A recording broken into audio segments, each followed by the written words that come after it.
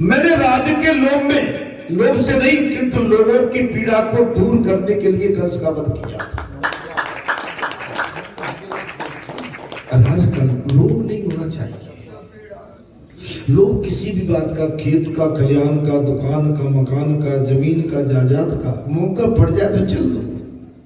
अगर देखिए राजा हरिश्चंद्र, ऐसे ही राजा हरिश्चंद्र का नाम नहीं लिया जाता है, जनक जी का नाम ऐसे ही नहीं लिया जाता है, दशरथ जी का नाम सम्मान से, प्रहलाद का, ध्रुव का, मीरा का, सूरदास का, कबीरदास का, तुलसीदास का, तुकाराम, अनंत भक्त, इनका नाम सम्मान से ऐसे नहीं लिया जाता। इन्होंने त्याग किया। त्याग में जो आनंद है वो आप समझो किसी को ज्यादा पकड़ने में आनंद नहीं है। आप जितना किसी को पकड़ेंगे उतना ही दुख पाएंगे। आप अगर समानता से व्यवहार करेंगे, हमारी आपकी मित्रता कहां है? केवल हमारी आपकी मित्रता भक्ति मार्ग के कारण मित्रता, हमारी आपकी मित्रता संसारिक नहीं है, सांसारिक नहीं है कि आप हमारे माता पिता, ठीक है आपने जन्म दिया है वो आपका कर्ज, लेकिन हम आप न हम इस संसार में बहुत लंबे टाइम के लिए नहीं आए हैं। एक न एक दिन हम आप सबको इस संसार से विदा होना पड़ेगा और ये संसार की रीति है।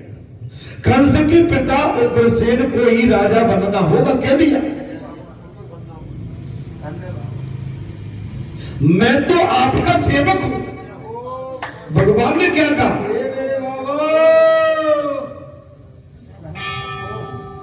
तो बाबा पीठ पर बैठते आपके तुझे कहते हम आपके सेवक हैं, आपके चरणों के। अच्छा आपको लगता होगा कि बाबा बना के कुछ हमारे मन में, नहीं नहीं, हकीकत है। सेवा से बड़ा धर्म कोई दूसरा है ही नहीं। स्वामित्व में आनंद है ही नहीं, सेवा में जो आनंद आता। महाराज जीवा नंद बाबा कहने लगे बेटा मैं तेरे बगैर कैसे रह सकता हूं? चल बोले बाबा एक काम करो, तुम जाओ और मैं कुछ और दो चार जो राक्षस और रह गए ना इनका वध करके आऊंगा। और अगर मैं अभी तुम्हारे साथ चला तो ये राक्षस है ना फिर गोकुल में पहुंच जाएंगे और गोकुल में जाके हमें तुम्हें सबको परेशान करेंगे। आप चलो और मैं आता हूं। महाराज मैं ब्रज में अवश्य आऊंगा। कन्हैया हाँ हाँ अपना काम पूरा करके मैं अवश्य लौटूंगा। काम से मतलब होता है जिस उद्देश्य से हमारा इस मृत्यु लोक पर और पृथ्वी पर जन्म हुआ है, हमारा काम क्या है? हम मानव का काम क्या है? हम मानव का काम ये है कि सेवा भाव, सद्मार्ग, सच्चा मार्ग, त्याग मार्ग और मर्यादा का मार्ग, ये बड़ा काम है। खेत में भी जाओ कोई परहेज नहीं है, धंधा करिए उसमें भी कोई परहेज नहीं है, लेकिन मर्यादा के साथ, लूट खसोट नहीं, कंकड़ पत्थर मिला के बिक्री नहीं, शुद्धता से आप अपना व्यापार भी कर सकते हो। मित्रता स्वार्थ के लिए नहीं होती है, निस्वार्थ के लिए होती है। आपके बाबा ने आप पर जिस तरह का प्रेम बंधन बांधा है जी महाराज अतुलनीय है, अतुलनीय।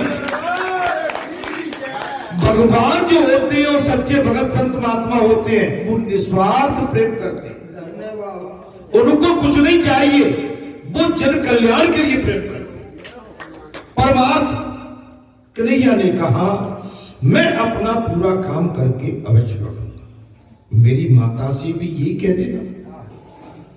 कन्हैया ने कहा बाबा आप जा रहे हैं गोकुल, मेरी मैया से भी कह देना कि उनका बेटा अवश्य लौट गया। मेरी गऊ की देखभाल आप बड़ी बात से करना।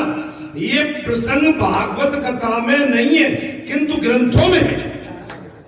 कथा मैंने इसलिए कहा है, भागवत जी जो प्रसंग है ना भागवत कथा में नहीं, ग्रंथों में गोकुल के श्री कृष्ण अनुपम है, निराले, अद्भुत। गोकुल के श्री कृष्ण अनुपम माने निराले, उनकी कोई उपमा नहीं दे सकता। उनका स्वरूप दिव्य है, भगवान का दिव्य स्वरूप है और आनंद अलौकिक, किंतु तत्व में गोकुल और मथुरा के श्री कृष्ण एक ही है। गोकुल मथुरा से अलग नहीं है और मथुरा गोकुल से अलग नहीं है। आज भी कहां जा रहे हो? कुल मथुरा, वृंदावन। मगर बगैर गुरु के कल्याण नहीं होता है। और यहां पर दोनों भाइयों की उम्र बढ़ रही है, बलराम जी की और भगवान श्री कृष्ण की। बात आ गई महाराज, सदगुरु की सेवा तो ईश्वर को भी करनी पड़ती है, बगैर गुरु के कल्याण नहीं। आप ये समझेगा, जिसने गुरु नहीं बनाया वो निर्गुणा कहता है, निर्गुणा कहलाता है। इसलिए आप भले ही आप मिट्टी के डेले को गणेश जी मान के, हनुमान जी मान के, भगवान कोई भी रूप मान के मान लो, अगर आपकी समझ में नहीं आता है तो मैं तो एक ही शिक्षा दूंगा कि भाई मिट्टी के गणेश जी बना के और गणेश जी को गुरु मान लो, बेड़ा पार हो जाएगा। श्रद्धा लगी, सदगुरु की सेवा तो ईश्वर को भी करनी पड़ेगी। गुरु सेवा का आदर्श स्थापित करने हेतु तो श्री कृष्ण महाराज उज्जैन में क्षिप्रा नदी में गए और वहां स्नान ध्यान किया। अच्छा महाराज, सुपात्र संत की सेवा किए बिना ईश्वर की कृपा प्राप्त नहीं। सुपात्र माता पिता गुरु सत्पुरुष महापुरुष, इनकी सेवा किए हुए हमारी कभी तपस्या पूर्ण नहीं हो सकती। किसी तपस्वी पवित्र संत की धन तन मन से सेवा करोगे तो उनके अंदर से तुम्हें आशीर्वाद। आप कर ही रहे, आप हनुमान जी की शरण में हैं, आप इनकी हर तरह से सेवा कर रहे हैं। नहीं, मैं कोई आप पर उपासित नहीं कह रहा हूं, मैं हकीकत बता रहा हूं।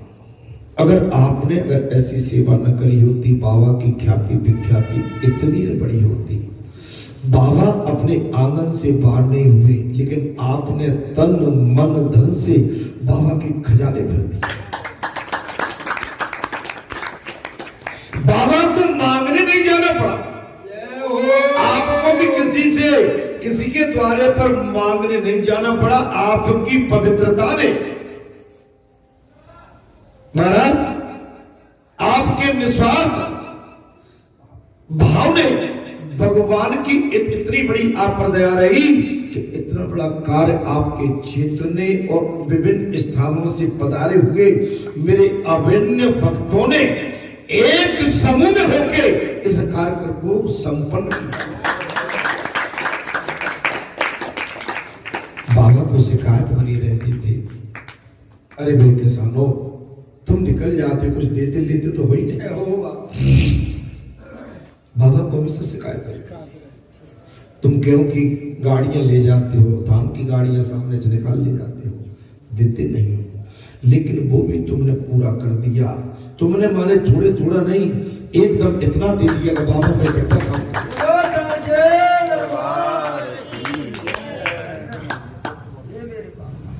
भाई क्यों कहा जा रहा है जो सब आपने दिया, इसलिए